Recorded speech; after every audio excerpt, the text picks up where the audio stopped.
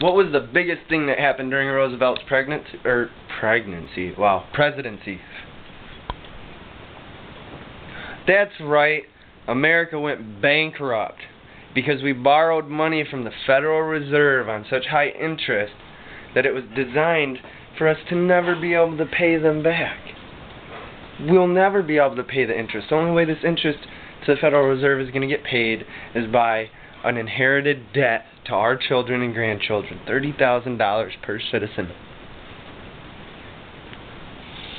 Around that same time, the National Firearms Act went into place, banning citizens from owning fully automatic assault weapons. An AR in AR-15 does not stand for assault rifle. Okay? Not sure what, I don't remember exactly what it stands for, but I know it's not assault rifle. In fact, I think it was the first 2 letters of the name of the guy that invented the style of weapon. Anyway, I might be wrong on that, so don't quote me. The important part here is that Social Security was implemented to keep track of the assets of the country because we went bankrupt while Roosevelt was in office. Alright? At some point in time, these countries that we owe money to are going to want their money back. But since we print money with such a high interest to pay it back, we're never going to be able to pay it back.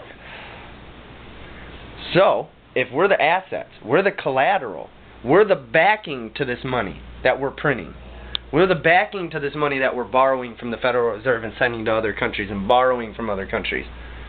We're the assets. The citizens, the people of this country, are the ones who are going to be invaded and enslaved to these other countries for the debt that our country has built up to them. Okay? Makes perfect sense why they would want to ban weapons.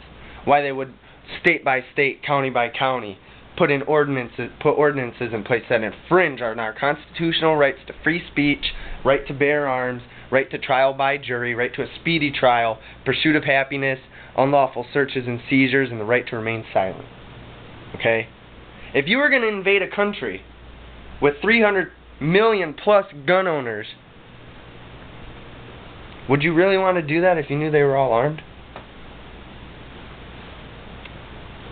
I know I wouldn't. That's a lot of people to try and kill. So, let's get this right. Here's what it comes down to.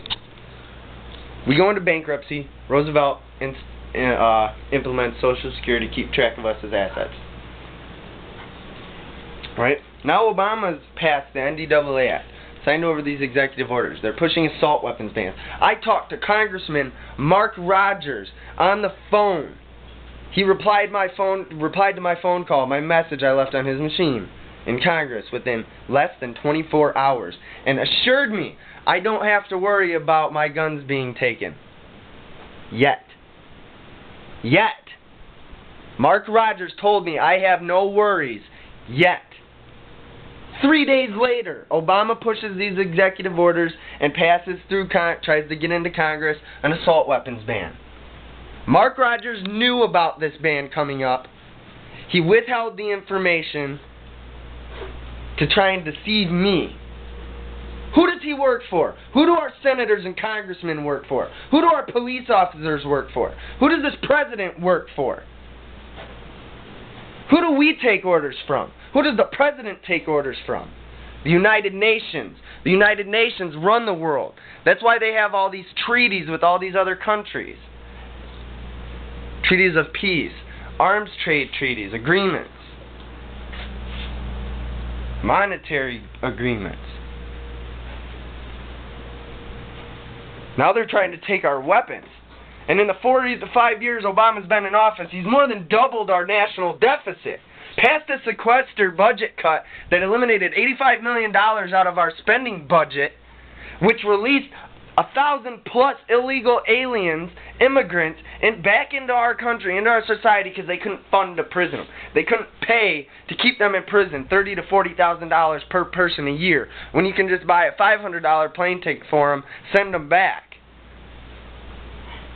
And then you want to give $200 million to Jordan. You want to disregard Israel as an independent nation in the United Nations Security Council. Why do you think that BP oil spill happened? It was prophecy. Obama turned away from God's people. And God paid us for it.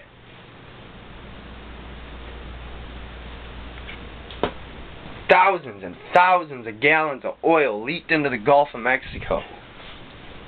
I went down to Louisiana just last summer and went swimming in the Gulf. You can stick your hand up into the sand anywhere you want off that shoreline. Reach up into the sand, pull it up, and it's black, stenchy, mucky, nasty sand. There's still oil in our beaches from this crap.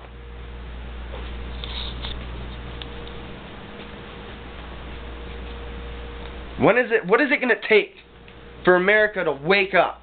What is it going to take for these American citizens, the people of this country, to realize what's happening to our Constitution, to our rights, our God-given rights?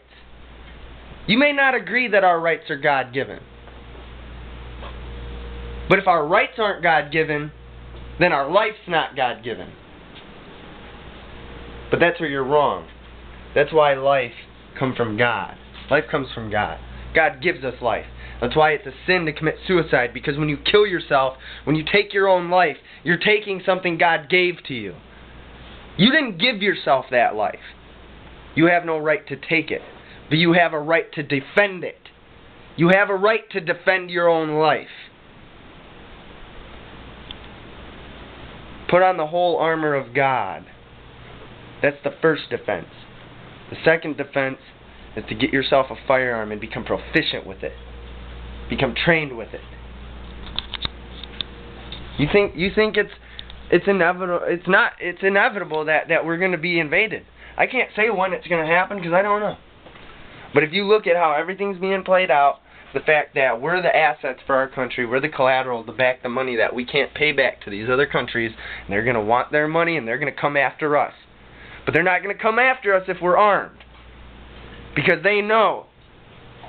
The Imperial Commander of the Japanese Naval Forces in World War II said you cannot invade the mainland of America because there will be a man with a rifle behind every blade of grass. That's well known, and that's true. But our country is becoming so desensitized to media and to guns and religion and trying to decide what mixes with what and who has what rights.